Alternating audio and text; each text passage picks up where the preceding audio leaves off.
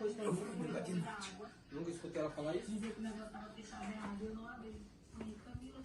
ver se dá certo lá.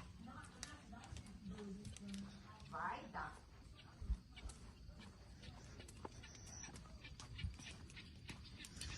Olha, a fogueira tá estralando.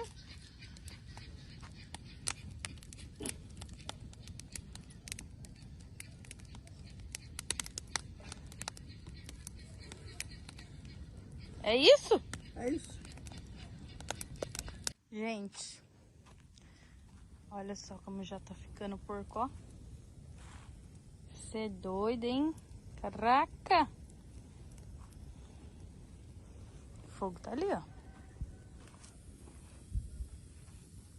Rapaz.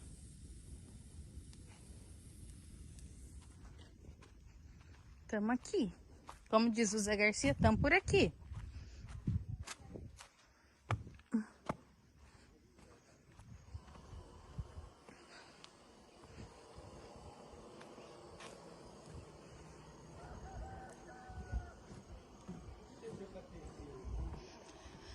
O Vanderlei tá lá pescando. A Mari. Meu Deus. Olha o estralinho, ó. Olha o barulhinho do pururuca. Acho que não prestou, não. Acho que não Ó. prestou, não. Quem tiver com dó não precisa. Nem conta. Não, mas eu tô achando engraçado. É novidade, né, Mari?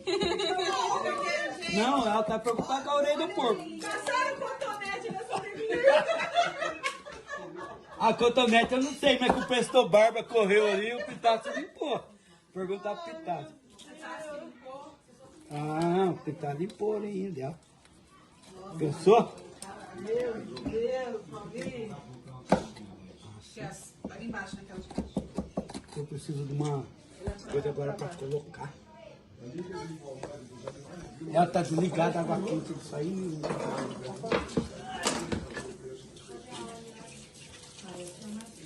Acho que eu tenho que separar.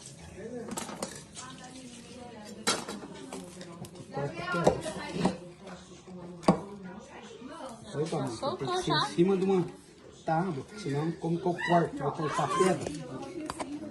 Eu acho que já soltou. E agora,